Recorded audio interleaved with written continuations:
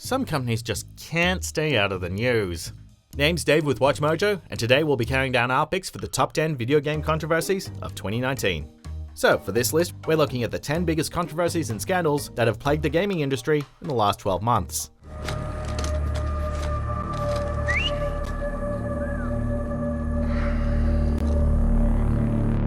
Number 10. Crash Team Racing Nitro Fuel's post-launch microtransactions.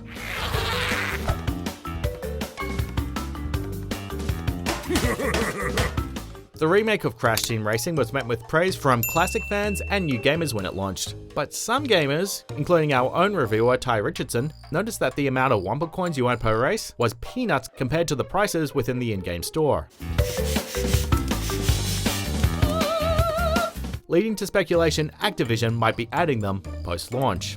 Unfortunately, those fears were confirmed in August 2019, when the option to purchase Wumpa coins through microtransactions was added, 2 months after the game launched. Not surprisingly, fans were outraged, especially seeing as all the reviews for the game had already come and gone. Number 9. Dexit. And so what that means for Pokemon Sword and Shield is that players will be able to transfer their Pokemon from Pokemon Home only if they appear in the Galar region Pokedex. The excitement leading up to the launch of Pokemon Sword and Shield was palpable, but hardcore fans had been left in the dust by the decision not to have the complete Pokedex in the game for every Pokemon. Well, okay, this is understandable since there are now over 800 Pokemon in the game and you have to make new models and movesets for everything, but the backlash about this title not having the National Dex caused the hashtag #BringBackNationalDex to gain momentum fast. But with the transition to the Nintendo Switch hardware with its, it being much more powerful, allowing us to be much more expressive with each of the individual Pokemon. This is also understandable, considering the bond many players have made with certain Pokemon over the years. Justice for Sandslash! But some fans took things way too far, including harassing the game's producer Juichi Masuda over congratulating someone else's wedding on Twitter, though by far the worst incident was one fan who falsely accused Masuda of rape on a fake Twitter account. Still, Game Freak held firm and stated that they will not be adding any Dexit Pokemon in future content updates. I will fight for you, Sandslash. Number 8. Google Stadia's 4K MIA. Our highest quality gaming experience is remarkable, with 4K HDR video at 60 frames per second and 5.1 surround sound. As to be expected with any new platform's launch, game streaming service Google Stadia didn't stick its landing quite right. There were many issues that sprung up, from early adopters not receiving their invite codes in time for launch, to Chromecast Ultras not being able to handle the streaming platform. We handle the back end so you can play the games you want, when you want, on whatever screen you prefer.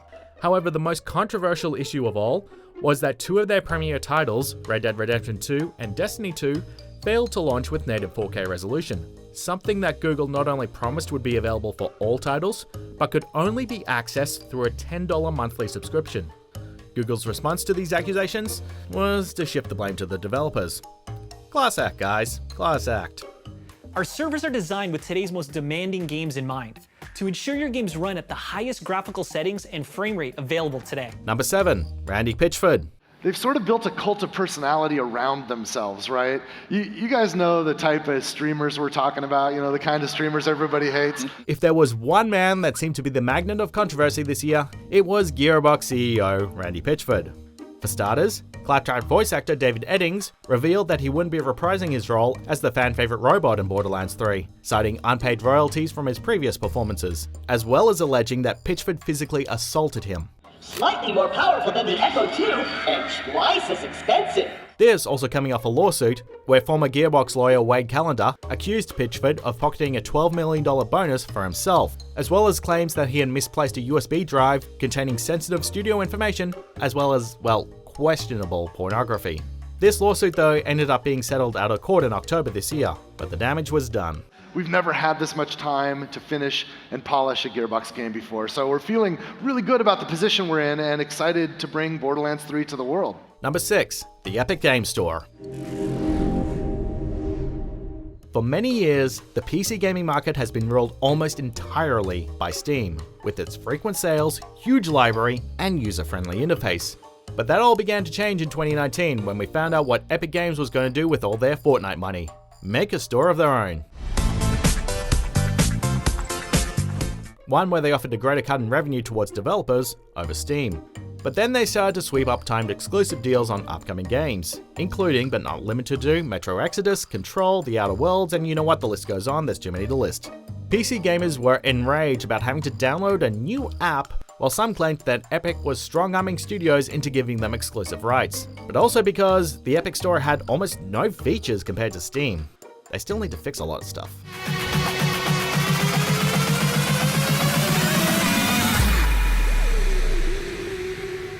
Number 5. President Trump condemns violent video games. Again. Second, we must stop the glorification of violence in our society. This includes the gruesome and grisly video games that are now commonplace. Once again, US President Donald Trump and other US politicians quickly blamed video games being the cause of mass shootings, following a shooting at a Walmart in El Paso, Texas. This coming despite all the extensive research from years prior showing that violent media does not make someone more likely to commit a violent crime. But as quick as Trump was to blame video games, days later he had immediately moved on. If this all sounds familiar, it's because this is exactly what the Trump administration did in 2018, following the Stoneman Douglas school shooting in Parkland, Florida. And that time, he had invited representatives of the video game industry to a meeting at the White House. And just like what happened this year, nothing happened. I'm hearing more and more people say the level of violence on video games is really shaping young people's thoughts. Number 4. The ESA private information leak. Behind the scenes, I've even asked a lawyer as to his input on the fallout the ESA could face from what I'm about to reveal. Just a few weeks after E3 2019 wrapped up, a huge data breach came to light. It turns out that the Electronic Software Association had grossly mismanaged the private details of all the journalists who had attended E3, resulting in over 2,000 individuals having their phone numbers and addresses leaked to the public, which could potentially put them in danger. He took the info and saw the leak for himself. This he has verified multiple times on Twitter. The ESA responded, which was essentially saying, oops, sorry, though some games journalists have reportedly looked into seeking legal action. We haven't seen any lawsuit announced, yet, but it will be interesting to see what happens at E3 2020. The ESA owes everyone some answers, and if this data is ever to leak, then they sure as hell deserve to be held accountable. Number 3. The Activision 800. I'm claiming this objective. Coming up. I'm on fire. It's not just fans who are upset by game publishers this year. Their employees have been getting a pretty raw deal as well. Despite Activision Blizzard boasting record profits for the financial year prior, the company laid off 8% of its workforce, almost 800 employees, during the exact same conference.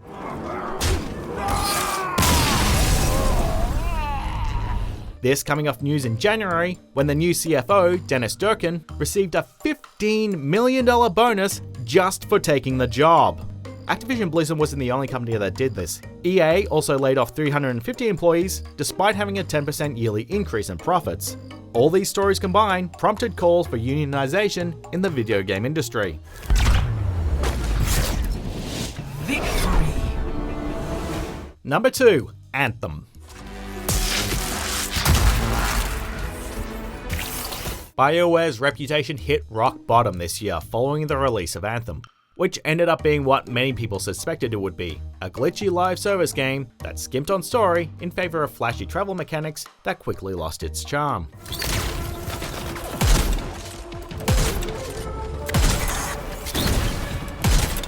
Not to mention reports that the game caused consoles and PCs to shut down.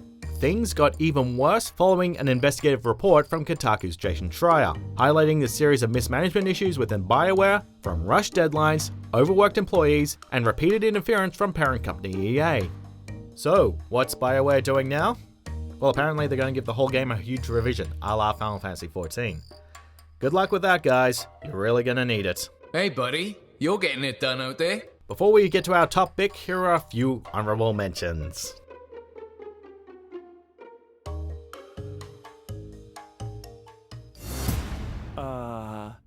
Meow?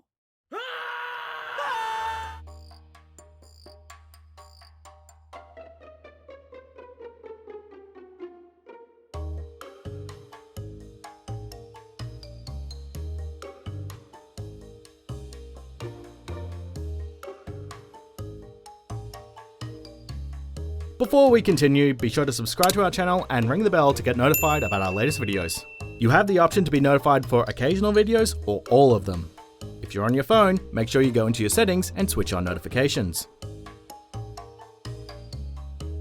Number 1. Blitz Chun vs Blizzard. By far the biggest blunder of the year was so big that it became an international incident. In a post-game interview during the Grandmasters Hearthstone tournament, professional player Blitz Chun made this claim. As a result, Blizzard gave him a year-long ban, as well as having his prize money confiscated, albeit temporarily. But the backlash was huge, as many saw this as Blizzard appeasing the Chinese government.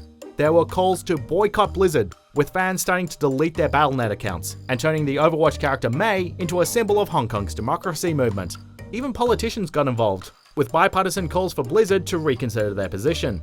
Blizzard's president J. Allen Brack eventually responded, and later apologized at BlizzCon. But few people bought it. And for that, I am sorry, and I accept accountability. In the mood for more awesome gaming content? Be sure to check out this video here on Mojo Plays, and don't forget to subscribe and ring the bell to be notified about our latest videos.